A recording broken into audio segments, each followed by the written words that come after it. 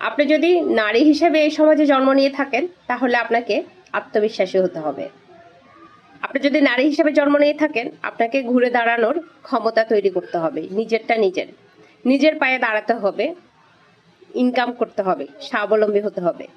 কারণ আপনার নারী, আপনাকে প্রোটেকশন দেওয়ার জন্য সবসময় আপনার বাবা, ভাই, হাজবেন্ড, আপনার ছেলে থাকবে না। আমরা মনে করি কি এখন আমি বাবার দায়িত্বে, তারপর আমি হাজবেন্ডের দায়িত্বে, তারপর আমি আমার ছেলের দায়িত্বে যাব।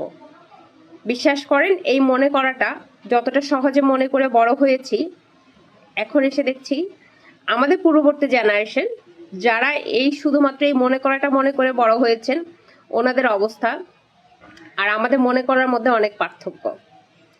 তাই একটু পরিবর্তনটা আপনার জায়গা থেকে করেন।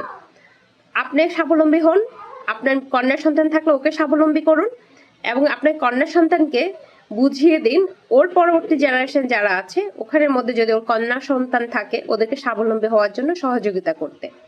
স্বাবলম্বী হতে হবে মানে যে আমি আরেকজনের বোনকে বেপরদা হতে বলছি, আরেকজনের বউকে বেপরদা হতে বলছি, এমন কিছু না। আপনি স্বাবলম্বী হতে হলে আপনাকে আমার মতোই সে ভিডিও তৈরি করতে হবে না। আপনি স্বাবলম্বী করতে হলে আপনাকে লাইভে অর্ধনগ্ন হয়ে কাপড় বিক্রি করতে হবে না।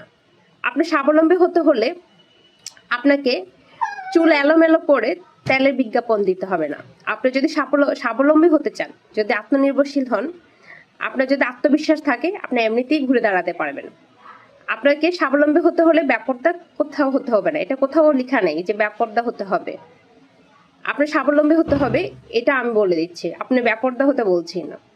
আপনি আত্মনির্ভরশীল হন, আত্মবিশ্বাসী হন। একটা নারী স্বাবলম্বী হওয়াটা যে কতটা দরকার বিশ্বাস করেন।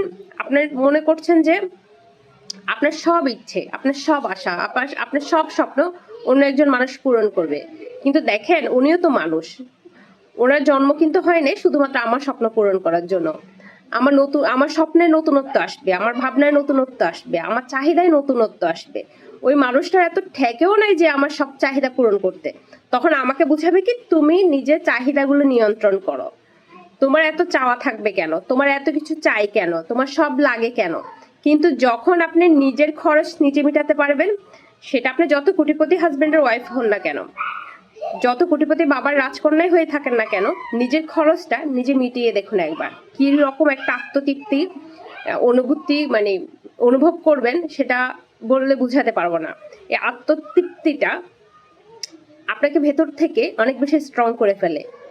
আপনি দেখবেন যে মানুষ ভেতর থেকে অনেক বেশি সুস্থ, ওই মানুষটার সহজে বয়সের চাপ বাড়ে না। ওই মানুষটার সহজে চোখের নিচে কালো বলি রেখা বলি না, ওটা দেখতে পাবেন না। কারণ মানুষ না, বাহিরের বয়স কোনো ম্যাটার না। আপনি যদি আর্থিকভাবে সচ্ছল হন, যেই সিচুয়েশনে যান, যেই পরিস্থিতি পড়েন, আপনি মানসিকভাবে শক্ত থাকবেন, এটা অটোমেটিক।